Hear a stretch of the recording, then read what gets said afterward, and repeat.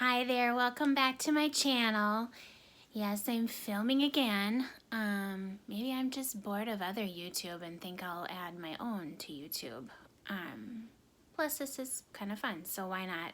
I'll probably wait a few days to upload this just so there's some space. But if I have any new subscribers out there, welcome and thank you. I was just getting ready for work. Today might be my last day. If you saw my last video, leaving Alta for a new job opportunity. So anyways, I was partially, again, getting ready. This is right. I decided to do like a charcoal eye today. Jed's dad is in surgery all day for his back at Rochester Mayo. And it's an 8-hour surgery, and they left at 5:30 this morning to go down there and be there all day, the whole family, and just to kind of support his mom and what have you. And I couldn't go. It's an hour and a half away, and I work at 4, and of course it takes me a good 2 hours to get ready, and so that just wasn't going to work out. So here I am. But one of the eye looks he likes on me the most is a charcoal eye. So I thought I'd do that for him, thinking of him today and hoping that his dad is okay. Of course, he won't be out of surgery for a while, and I think this palette I used, which is an oldie but goodie, I'm gonna have to throw away. It's the Smashbox Full Exposure. It's an oldie but goodie, but I think it's dried out because I'm having problems getting, it doesn't feel dried out, but for some reason, I don't know if I'm gonna have to get a stickier like shadow base for certain eyeshadow formulas that are drier, because like my MAC paint pot isn't sticky enough, or my eyelids are too dry for it to be sticky enough. I don't know, but I'm starting to think I need a more emollient sticky shadow base. I know the NARS one is supposed to be really good.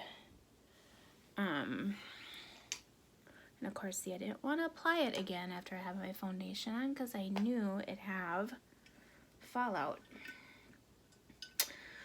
But anyway, so that's what we're doing. I'm going to use one of my all-time favorite eyeliners from Urban Decay, and the shade is called Uzi. Their names crack me up. But it's a gorgeous, like, again, one of these, like, gunmetal, dark gray, beautiful shades. So that's where we're at. I'm trying to think what else I wanted to talk about. I swear all that's all over YouTube right now is this Jaclyn Hill lipstick nonsense. It's like all anybody can talk about. And of course, I'm just, part of me finds it interesting, and part of me is, oh God, eye roll central. Like, can we be done now? Oh my God, I just made a total mess of this. Alright, no more messing with the eyeshadow. Now I gotta see if I can fix this. I mean, part of me is glad for media these days because it does obviously bring attention and awareness to things that, 40 years ago we wouldn't maybe necessarily have known anything about. I mean, when you're finding a lipstick with hairs in it, some of which look like animal hair, some which look like pubic hair, I think people need to know about that. Obviously, little balls and fuzz and scraping and scratching and metal flakes and just all this stuff. And I'm like, I was thinking of ordering a couple because, I mean, like a lot of people, I've been watching Jaclyn Hill for years. Probably, 5 or 6 years now? Like, since she was doing videos in her kitchen, a lot like what I'm doing in my bedroom. And I will say, also being in sales. She's an incredible saleswoman. I mean, there literally is something about her that you watch a favorites video of hers and you literally want to run out and buy every single thing she talks about. She just is so darn enthusiastic. I mean, enthusiasm, I've learned, is huge in selling. I mean, it's huge.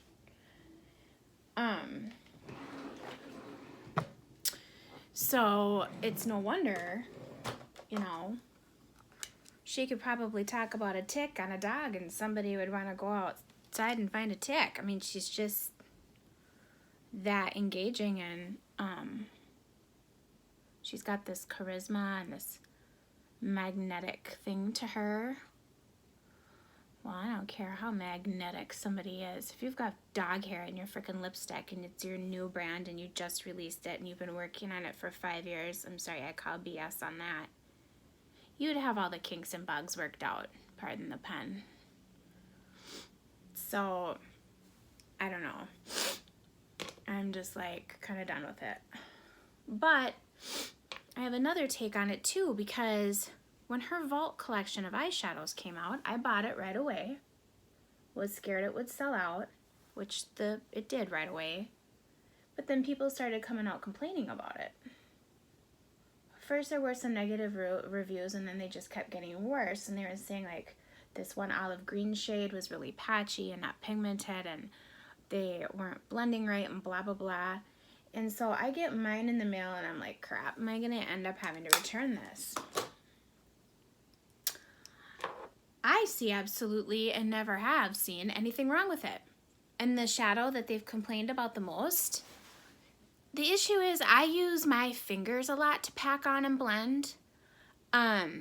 So between that or one of these things or a brush, I can get pretty much any shadow to work. It might be a little more work, but I can still get it to work. And so as long as I use my finger with that green, it's totally fine. And I'm just like, what? She got so much guff for that, really, like so much. And so sometimes I'm like, okay, I don't even know who to believe. Even the people on YouTube that I trust, sometimes I'm just like, I still need to see this for myself in person. And I still to this day don't agree with how much crap she took for the Vault. I don't get it. Are some of the shadows in that collection better than others? Yes. But are any of them as awful as some people made them seem? No. No. And I always think you have to take into account too, well, you have to consider the source, like who's giving you the information. You know, how good at makeup are they? How resourceful are they as far as willing to use different tools and techniques to get something to work? How much work are they willing to put into something? Are they the type that wants to throw it on and just expect it to magically blend itself? Or is this somebody that's an established makeup artist who knows what they're talking about and really gave it a good try? So I look at that too, because, you know, if some of them is, you know, some guy that's a drama channel bitching and he doesn't even wear makeup, I'm just like, oh, shut up. You haven't even used it. You don't own it. You haven't swatched it. Nothing. Shut up. I don't want to hear what you have to say. To me, that just doesn't apply. If you're going to speak about something, you better know what you're talking about. Otherwise, I don't have time for you. And I'm sorry, but I have bought enough makeup in my day, in my life. I can say without any hesitation, I honestly believe I know what I'm talking about. And if you want something to work bad enough, you'll make it work. I just finally got a text back from Chad. I hadn't heard from him all day. Was wondering if things were okay and if there were any updates on his dad's surgery. And I think this is so cool. I think I can tell I'm losing weight. and it's, of course, hitting my face first, which is good and bad. I mean, I don't mind losing my chipmunk cheeks, and maybe I can get rid of some of this. But guess what's going to start rearing their ugly little heads? Wrinkles. Because collagen is stored in body fat and maintained for the most part. It'll still degrade and break down with age because that's what collagen does in the skin. But body fat helps hold it, maintain it, keep it longer. So it's kind of a no going back for me. They say over 40, you have to choose your face or your ass. Because if you want to be thin and have a nice butt, you're going to have a thinner face, and it's going to look older because you just don't have the fat there to support holding on to your collagen and your elastin. So it's just not going to be there. You're going to look older. But if you want to have a nice younger looking face, you're going to have to keep some fat on, which means you might have a big butt. So far, I've chosen having a big butt. Probably because I usually have a big butt, and I love makeup, and it only looks as good as your face looks, your skin looks. You can only do so much with wrinkles. Put all the primers and spackle and whatever on your face in the world, but you are not covering up a wrinkle unless you're using that, you know, face stretch tape that they put, you know, in their hair that goes like, you know, pulls it back. Which, yeah, it would be a subtle. I'm not putting tape in my hair. The heck? Gross.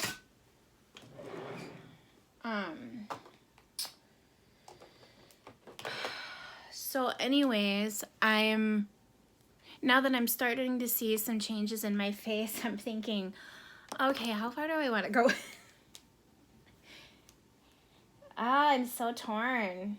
Obviously I'm not going to get the face back I had 10 years ago. I'm not even going to get the face back I had 5 years ago.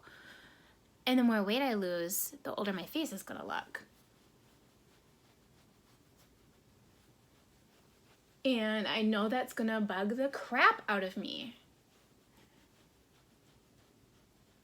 I could go get like a peel, start getting facials more regularly. The one I got from the esthetician at work was lovely. Can I just say, if you want a good facial, go to an Ulta that has an esthetician, especially mine in Apple Valley.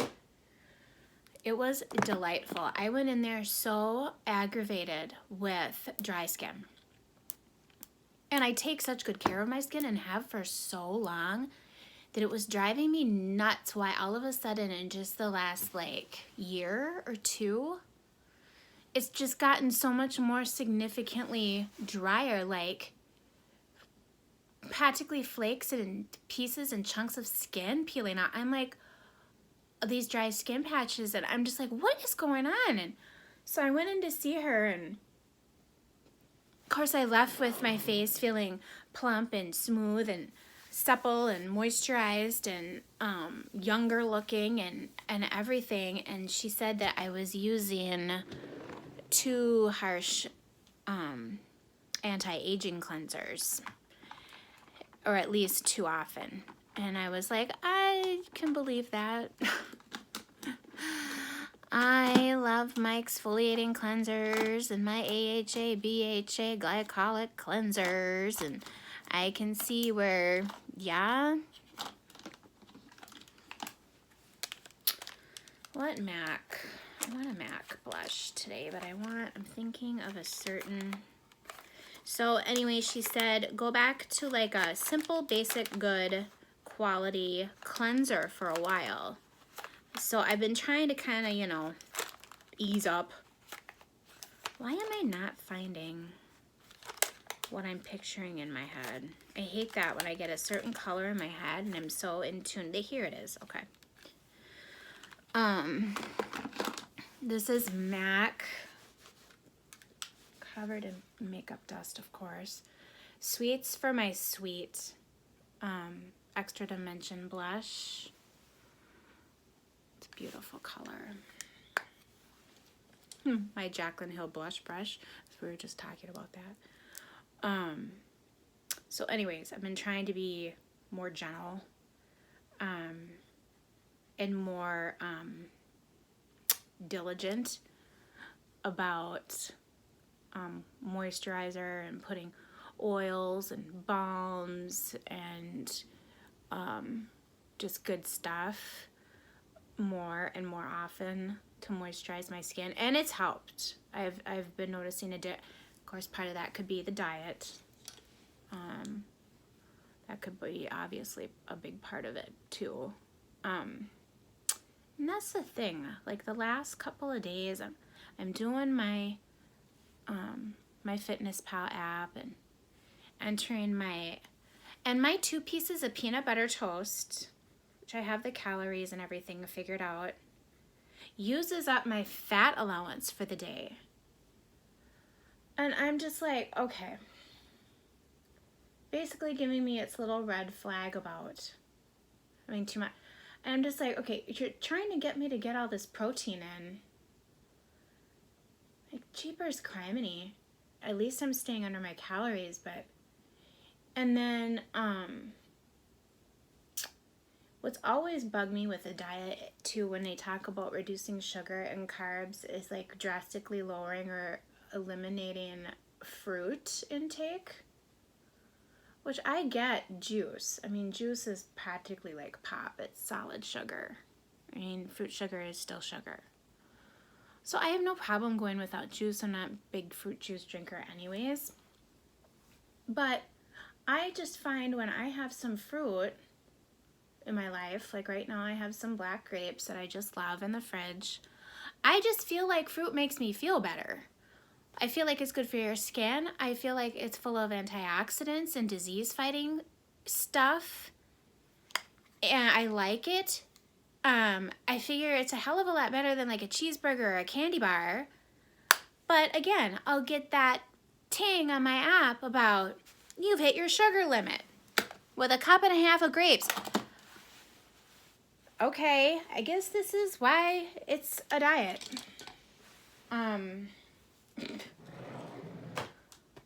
Just like, you know, why do I feel like, it's like, I feel like I'm doing a really good job. And then I get message from my trainer saying you're not having enough calories. Well, my gosh. What am I supposed to, I'm trying. I got to get into this a little more too. I'm still like learning and I'm researching and reading about stuff and trying different stuff and different foods and combinations and amounts and this and that and the other and times of day and forcing myself to eat breakfast, which I've never been a breakfast person. To this day, I struggle with that. So I'm just like, oh, I'm trying. It's like, at least if I'm gonna err wrong, I don't want to go over my calories, and maybe that's the wrong concern to have. I don't even know. I mean, there's so much information out there about weight loss these days. It's not like back in the day. I remember going on this basically starvation diet when I was 14, before I went into high school, because of course, you know, and it's not like it is now back then. It's not cool to have a big butt and whatever, be a curvy Kardashian back then. It was, you need to be a size 0 back then. The pressure was insane. So I go on this less than 800 calorie a day diet for like half a year, something. And I ended up becoming this skinny little thing in high school. And I had never been a skinny little thing. And nobody cared about really being healthy either. Nobody knew what it was doing to your metabolism, or they knew and didn't tell me. I lost so much like muscle and got so weak. I ended up at the doctor getting tested for mono. I weighed 100 pounds. My jeans were all a size 0 or a size 2. And I was like 5. I was still growing back. So I'd say like 5'1" or 5'2" at the time. I was just this tiny little thing, but nobody cared, you know? You just had to be skinny and that's it. No matter how you did it. And now, of course, it helps with the media and social media, whatever. But there's still all this pressure. It's like different pressure though, because now people are using Facetune and Photoshop and all this crap, faking how they look. And some people don't know. Like, I'm so old school. I look at a picture and I believe that's what the person actually looks like. And now I'm finally starting to realize that people are like face tuning and doing all this stuff. And that's not how they look like. And then I think about, well, what are you projecting out to children about what beauty standards are and body image and what they should look like? And it's literally made from a phone app. I don't think that's responsible. I just don't. But now there's all this information out there about macros and how much to eat of what and calorie and this and that, blah, blah, blah, nutrition and all of this stuff. And I'm like, it's a lot to know. So I'm just, at the end of the day, I'm doing my best. I figure every day is a new day. I'll try what I can try. I picked up the new Too Faced little trio. I mean, how cute is that? Like, again, sucker for packaging, and it's Too Faced, shocker. And it's this little trio highlighter. We got at work. It's definitely got some sparkle and some shimmer and some glitter and some foil look to it. I think it's stunning. Smells sweet, of course, like vanilla. I love it. So I think I'll put some of this on today. I went kind of ham with my highlighter yesterday. Maybe I should calm down a little bit today. More is more. Why can't I put all my makeup on my entire face every day? But no, it doesn't work like that.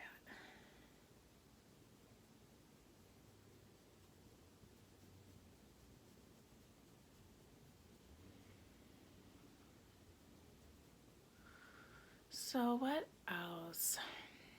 So yeah, this Jaclyn Hill thing. I decided after all of this info that's come out, I don't think I would ever buy anything with her name on it again. I think she's full of shit. And I don't just blame the lab for making a mistake. She picked the lab. She looked at the lipsticks. Her and her family and her team used the lipsticks. There was one YouTuber I watched that, don't blame Jaclyn, it's not her fault, it's the lab. No. How could she not have seen that 90% of her lipsticks have freaking hair coming out of them? And then blaming them on these little cotton white gloves. What kind of lab are you using? Some Podunkville we don't give a crap test on animals inside of an anthill lab in China? I mean, what are you... Come on. Your name's on the company. It's your company. You chose the lab. You saw these lipsticks before they were ever sold. You said that you'd been using them for months before they were ever sold. I do blame you, Jaclyn. I do. And I think that your video with your apology, where you didn't sound apologetic, I think your tone was harsh, is a bunch of BS. And I'm probably going to unsubscribe and not bring her up again, watch her videos again, buy anything from her again. Yuck. And then this other video, dog hair? I mean, come on. I have lipstick. You know what is funny? I'll show you something. This is a lipstick that was my Grandma Minnie's, my dad's mom. My dad is 77 years old. I found this in her stuff. I had always known she'd had it since I was a little girl, and loved it. And when we were going through her stuff, after she died, I decided, I always remember loving this, coveting this, looking at this, you know, the beginnings of my makeup obsession when I was a little girl. I want to keep this for me. And I know that this sucker is like from the 1950s. It says Germain Montiel. Must have been a brand back then. Paris, New York, London. Red Flash is the shade. And it has like, is that a GM? Like the company's, look at that. Isn't that neat? The initials engraved in the cap. And it's a red, because of course, what would you wear in the 50s but a red? But I was looking at this and I'm thinking, okay, this lipstick is literally 60 or 70 years old. Oh, did I just put red on my nose? Oh no, I didn't.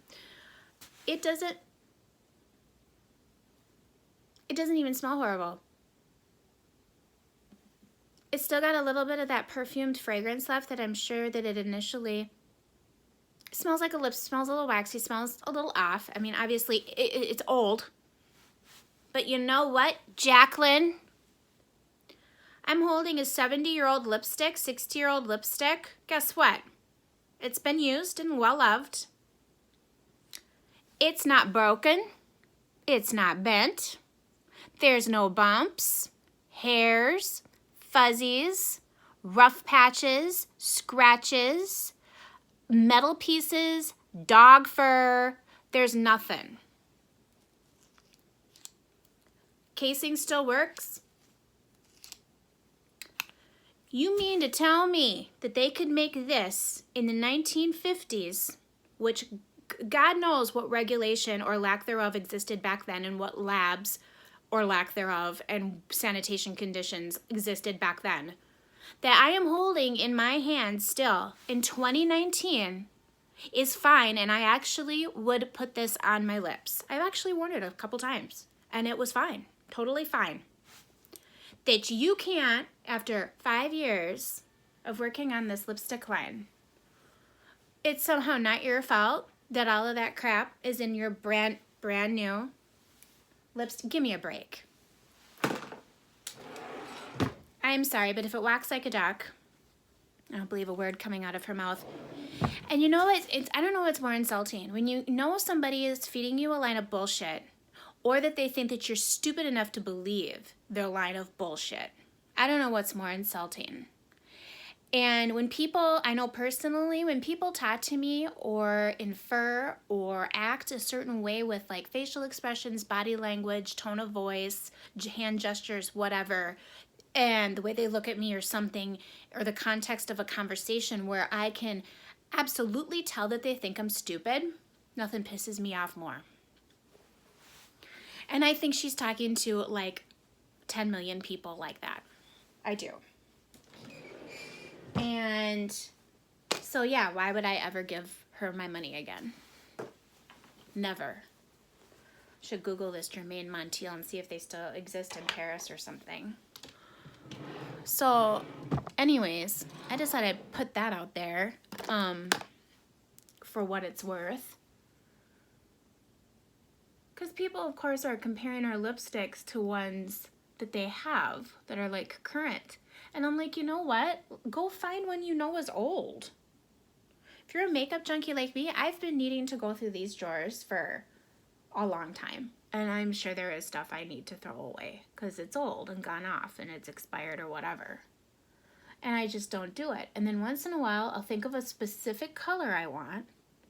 I'll go in and find it, and I know it's old. And I look at it, I smell it, it's fine, I wear it, I'm fine.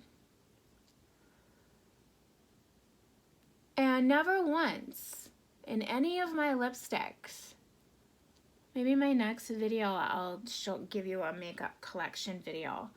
I have my MAC drawer alone must have 150 in there. 100, 150, something like that. Never once seen any of that crap that's in her lipsticks. Not anything. I have lipsticks from the drugstore that were cheap. Never once. In fact, I always keep backups of these Flower Beauty lipsticks. There's a couple shades I like. The Bare Pout, which is the lightest peachy nude they have, and then this peach, oh, and then this one's called Peachy Nude. Isn't that funny? These are $7.99. That's another thing. Jaclyn's are $18. $18. I wouldn't pay $1 for those pieces of crap. Now, I know I tend to have powder and foundation on my lips when I put lipstick on, so I know to expect that kind of appearance. This lipstick's perfect. Flowers are a little soft. They will move if you're not careful and bump the inside edge because they'll tilt because they're a little softer because they're a little on the emollient side. So that part I can understand. And I have had lipsticks that do that. They bend and they scrape on the side, but I still use them just because I love the color and I just put up with it. That I can deal with.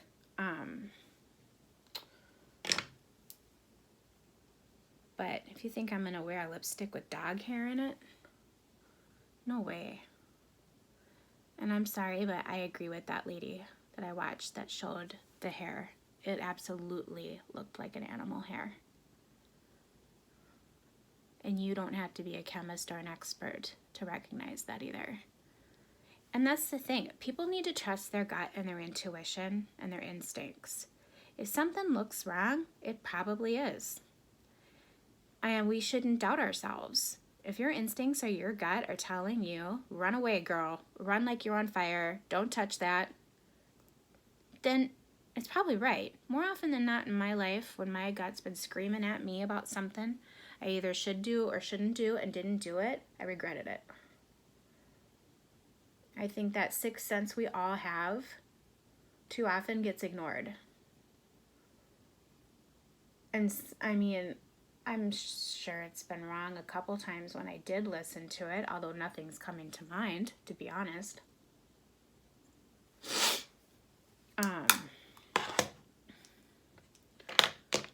But yeah, I mean, we don't even need all these videos about her lipstick. Just don't use it. If it looks like crap, get a refund. Throw it away. Whatever. Just don't use it.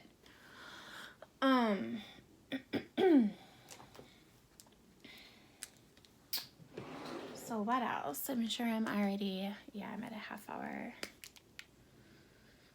So I guess I'll let you guys know if this ends up being,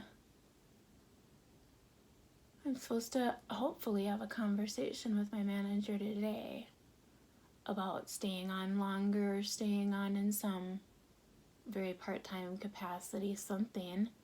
Because I don't want 2 or 3 weeks where I'm not working. That's definitely gonna hit our income, obviously, and our bills and stuff. Plus, a week off would be nice for like a vacation, but I don't need like 2 or 3 weeks off. And then I'm starting to get scared, and again, this is my gut, and I hope to God this time it's wrong, that I don't think I'm gonna start with this guy as soon as he would like me to. I just feel like, again, when financial advisors and men are making money, it's a whole different, they don't multitask very well. They just do whatever it is, activity that's making them money, and everything else gets put off. They make money, go home to their family, and then anything outside of that, unless it's hunting or fishing, God forbid, gets put on the back burner. And I know he's very excited for me to start. He said so himself, that the position I'm filling is really needed and by somebody with my experience. My nose is running, so that's why I'm using a Q-tip so I don't rub my makeup off. But I also know he's got a lot of like irons in the fire right now.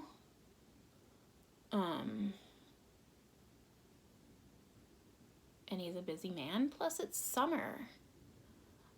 And a lot of financial advisors really scale back in the summer. A lot of them take a lot of vacations. They go golfing a lot. They use this to entertain clients on their boats. Things of that nature. So I'm sure this is a better time for him to hire me just because maybe it slows down and he'll have more time.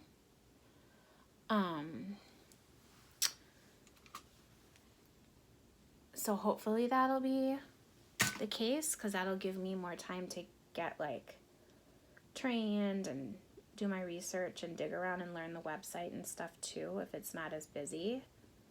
Because if they're not working as much, not as many of them are going to be signing up for this service as frequently or as much. So it seems like now would be the opportune time to get me going. So I'm kind of chomping at the bit, like, okay, it's the middle of June. Let's go here. Let's go. July historically for financial services is the slowest month. Because again, you got the holiday, people are up at their cabins, on their boats, going golfing, going on vacations, getting together with family, having family reunions, like you name it, what goes on in the summer, you know, graduation parties and blah, blah, blah. So now would be the time. Because historically, August, September, and October are the busiest months of the year. You don't want me starting when the phones are ringing off the hook and I'm still new and don't know exactly what I'm doing yet. So, you know, part of me is kind of like, chop, chop. Let's get going. It took you a week and a half to send me one form I had to fill out that was supposed to take a day. And he told me, he's like, don't feel nervous or weird if you don't hear from me for a couple days. And then he goes for a week to Canada. Well, then tell Wade, the uncle, a week and a half ago to send me that form. Not when you get back from Canada. Like, oh, men. No wonder I've been an assistant. Because if I was there, I would have gotten the darn form out right away. It's a form. It had to take him 5 seconds to literally type up a quick email, attach it, and send. I mean, come on. It's just stuff like this just grates on my nerves. Like, you make it more difficult than it needs to be. And in the meantime, I'm giving notice at work. And now I'm starting to realize I could have waited and worked more. I talked about this in my last video. So I sent this form back, the background check, to the guy yesterday. No response. So I hope he received it.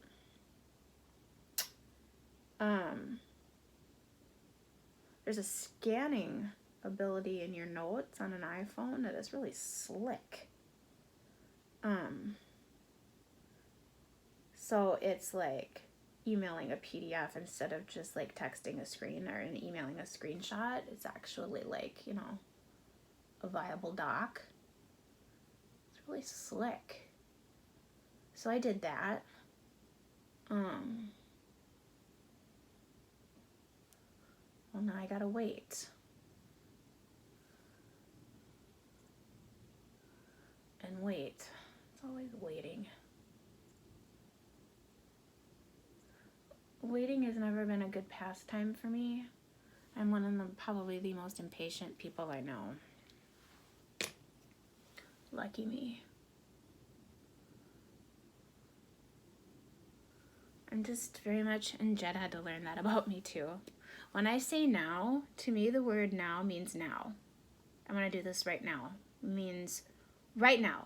Right now. Not in 5 minutes, not in 10 minutes, not tomorrow, not in an hour, not the next commercial break, not when it stops raining. Now. I'm just that kind of person. I'm going to go and reorganize my shoes right now. And I'll go upstairs and start reorganizing my shoes the second I say it. And Jed will be like, okay. I mean, it's just the way I am. He's had to get used to it because, boy, I get cantankerous when I don't get my way, especially if part of me doing something right now means I need his help. And bless his heart though, he's gotten good. Because I'll turn into such a snot if he doesn't help me right then and there.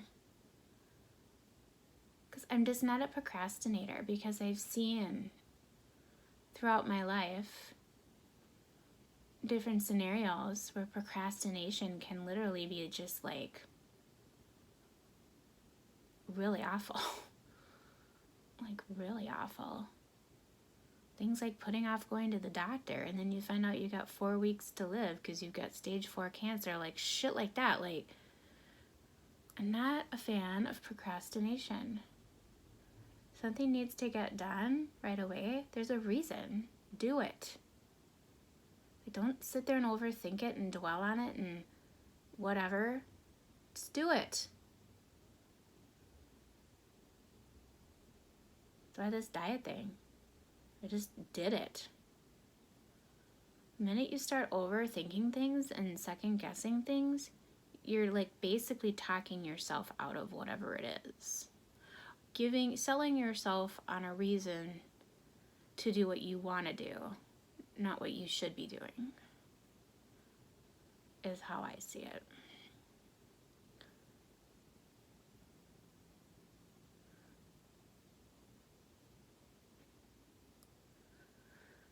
So me waiting on a job starting is definitely not my favorite thing in the world. I'm just like, okay. I still haven't started my Poshmark. I gotta do that. If I end up with some time off, I think that's what I'm gonna do. I'm just gonna post a ton of my handbags on Poshmark and see what happens with that. And once I get a Poshmark store or IP or whatever they call it, link, I'll make sure I put it in my videos in the description bar.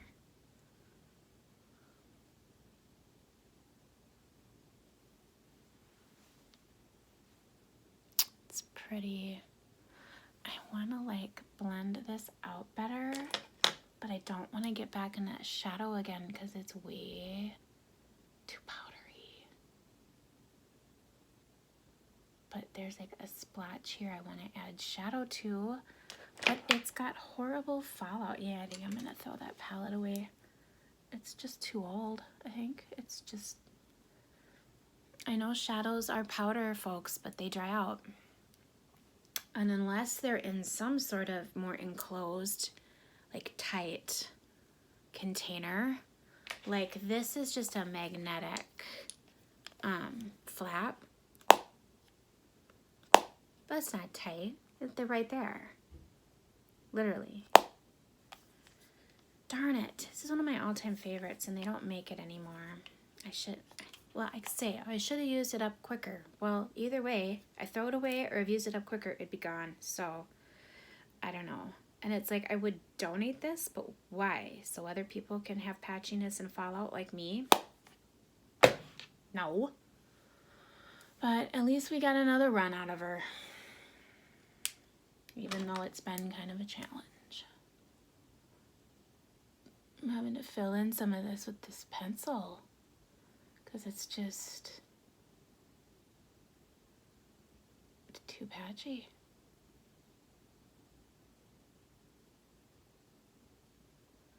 And I don't want the fallout of digging into it again. So anyways, wish me luck at work. I mean, if today ends up being my last day, that's fine. I guess my one manager talked to my store manager and she said she's thinking about it. I just need to go talk to her. But I'm also like, I'm too much of a, I'm not going to beg either. I'm not going to chase her down and stalk her in the store. It's a Friday and it's a truck day, so it's going to be busy. I'm not going to run after her like a lunatic either and get down on my knees and beg. I mean, I own what I did. I own giving her my notice when I did and for how long. I totally own that. Because at the time it was totally from a place of good faith, an understanding of what I had going on with the new job and the family work-family balance need.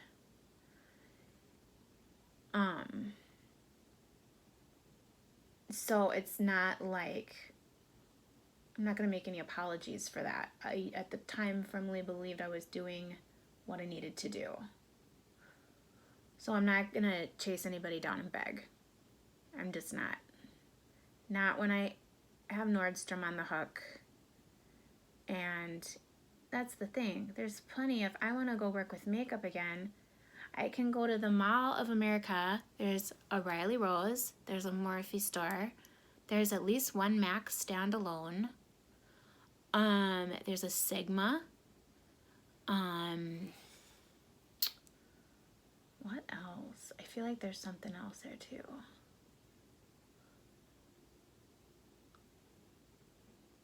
There are any number of places I can go if I'm just gonna die that I can't sell makeup again. So I don't need to beg. And especially, I will say, it has always bothered me. The one thing I haven't liked about working there is the no commission. And then they want to come over and talk about your goals. And I never said anything. I always tried to meet them, exceed them, sell as much as I could, do my job. But I always thought, isn't this a contradiction in terms? You're giving me a selling goal, but I'm not on commission. I don't understand that. And then they talk out of both sides of their mouth. You're supposed to support the whole store, like be available and help out and whatever with any line, any item. But you have a goal, like for me in Clinique, that you're expected to meet. Well, which is it?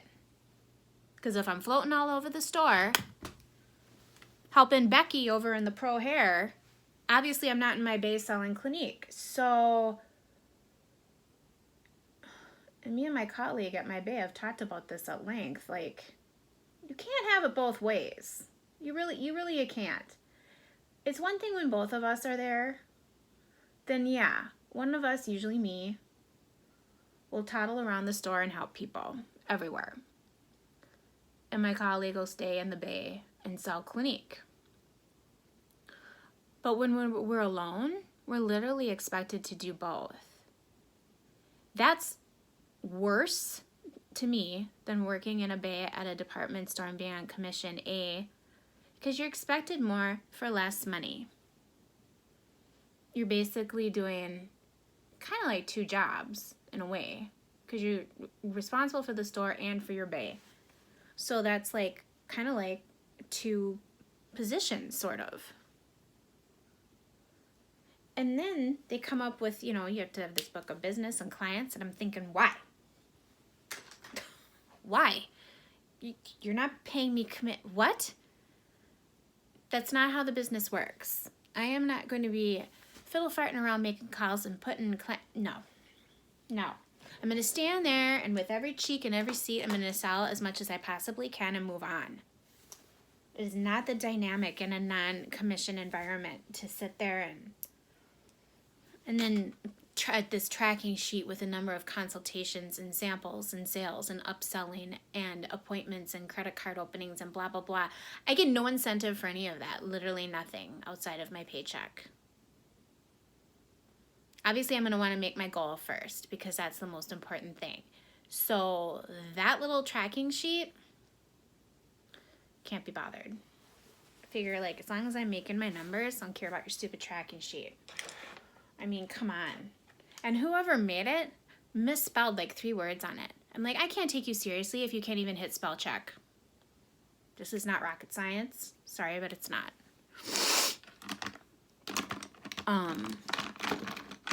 And easy words too. I'm just like, are you kidding me? But that's retail, it's a bunch of people vying for position, wanting to move up, vying for power, playing politics, kissing ass, coming up with the, next best practice. It's going to revolutionize beauty sales and be their comeuppance for their promotion or whatever. and coming up with some more reasons how to rationalize their job and bring value to their job and why they're being paid to do what they're doing. But all it is a bunch of BS. I brought up some really good suggestions for when I was in my interview with the Clinique AE for things we could do in the store to bring attention to certain things and different activities and spur sales, and she really liked them. She was writing them down, feverishly taking notes. Christine, these are awesome ideas. I'm going to bring this up to talk to her about it, blah, blah, blah. I never heard word one back from any of that. And that was in what? When did I start there? February? January?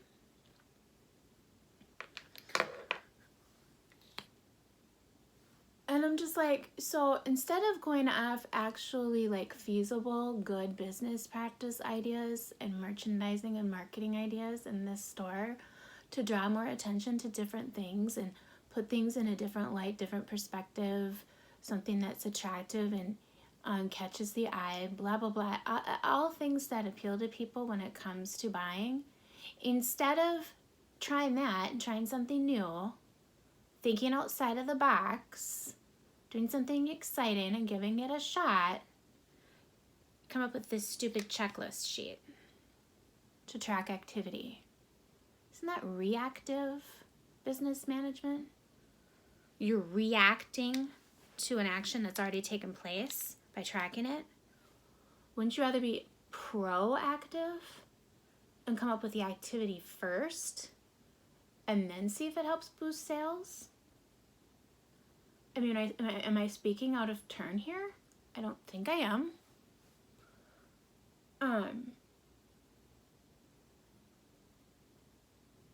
One of my best idea was, let's have a staff favorites etagere, like a little table set up, the little sign, and we have the ability to make a sign there that says, staff picks for the week of or the month of. Because I get asked every day, and I told her this.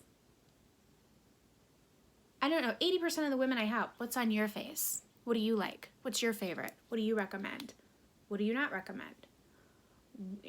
Like holy grail items, things I can't live without, things I always repurchase, replace, swear by. The newest, greatest thing that I think's swearable by. Things of that nature. And I said, we'll just take a staff member every week, because we're all always asking each other what each other uses too.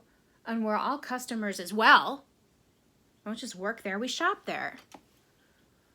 I'm like, how much attention would that bring? Because some people will come in and specifically ask for a certain employee too. Like they've come in and specifically asked for me. And they want to know what I use and what I recommend.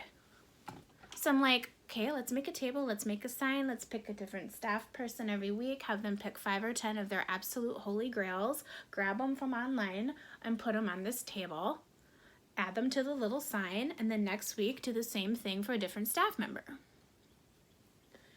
And put it right in the front of the store so the minute somebody walks in, they can see Christine's pick of the week, picks of the week, Tansy's picks of the week, Ina's picks of the week, so they can be like, oh, this is what so-and-so uses and her blah, blah, blah looks amazing.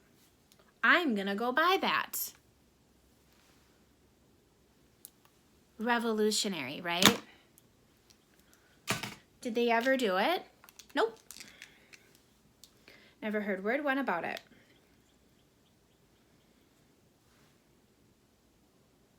I tell ya, I wish I had the money. I gotta start buying more lottery tickets. Open up my own store. Because, I could write a book on the ideas I have. Things I would do better and different. Everything that every woman has ever complimented me on, coveted, asked what it is, where I bought it, how I can find it, how much money is it, da-da-da. everything. From my flip-flops to my handbags to my perfume to my makeup. I would open this cool-ass boutique. I'd have to find the perfect location, though. Location is everything. And have my store. Because I don't know how many times, if I had known, I would have bought a certain item, like 10 or 20 of them, and then hiked the price up a little bit and sold it on eBay. That's how many compliments I've gotten on different like handbags and shoes and things I own. Where I'm like, jeepers criminy, why didn't I buy 20 of these? And of course you don't know it at the time. And then it'll start happening. And then I'm like, crap. Now, if I had the money, I'd do that very thing. I mean, I've got things running through my head right now. Things that people always compliment me on. I'm like, I can go find that. Maybe find a wholesaler. Buy like 20 of them. Do that for a bunch of different stuff. And open my own store. But I can't even imagine the startup that would take. You gotta lease the space. Well, you gotta find the space. You gotta lease the space. You have to have insurance. Different kinds of insurance. Employees. Then there comes with a whole nother set of overhead. Then there's stock. Inventory. To track stuff for taxes. You need technology in order to ring up and take cash. Then you need merchant services at a bank. I mean, there's just so much to running a business. I know this partly just throughout my life and what I've seen and my dad owning his own business and blah, blah, blah. And I just think, scary.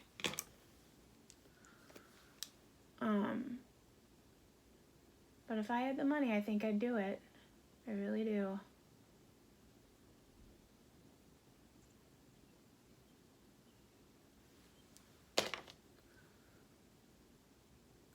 And I'm sure everybody has something they just are always thinking, I could do that better. I could do that better. And I'm sure that's what I sound like. Like I just think I know everything. Oh, no, I don't. In fact, I know just enough to be scared shitless to do it is the problem. Some people go into things with this hubris and they just happen to get lucky and it works out. And then there's the rest of us who probably know too much and are too scared to go into it because we know too much. The things that can go wrong. It's kind of like opening a restaurant.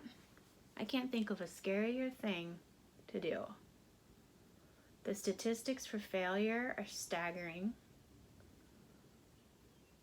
The overhead, the insurance, the liability, and then of course if you want a liquor license, oh my God. I mean, yuck. Jetta's a cousin who owns a restaurant and they're doing well. I'd love to sit down and pick her brain one night. Because they own several businesses. I don't know how they... Talk about people who can fit 10 pounds of shit in a 5-pound bag. I mean, how do you get like 160, 240, I don't know how many hours worth of work done in a 40-hour... I don't know how they do it. I don't. Jed comes home. My cousin bought another business. Oh, because the 500 they have now aren't enough? I mean, how do you even have time? When do you sleep? I've asked him that. When does she sleep? Does she not sleep? Is she a vampire? Like, how do you... What? I mean, I don't... Kudos to her, man. Kudos to her. Talk about work ethic. Hell, work ethic doesn't even apply. Workaholic? Maybe? I don't know.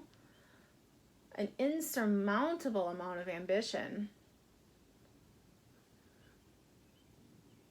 And maybe I'm just not like that. Because I'm just like, oh my God.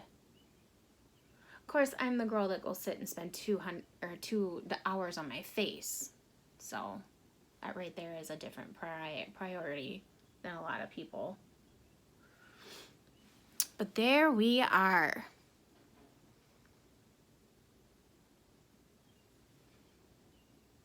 That looks pretty good. But yeah, that palette's going in the garbage. Maybe that's what I need to start doing. Digging out all these old, seeing if they're still viable or not. So I'm not going to keep taking up the space if they're a crumbly dry mess. Because I had to go in and patch quite a bit over here. I think it looks okay, but it's just hard after you have your face on and then you screw up the eyes to go fix. It's really hard. I'm at an hour. You guys are gonna think I'm a Looney Tune. So I'm gonna end my jibber jabbering. Hope you appreciate my social commentary on rather mundane current events. So thank you for watching. I hope you have a fabulous day. I look forward to seeing you in my next video. Let me know if you have any topic requests. And I'll just keep like going through my stuff and talking about recommendations, tips, tricks, ideas, suggestions, what have you, and having our little chit chats. So I guess that's it for today, and I will see you again soon. Please like and subscribe. Thank you.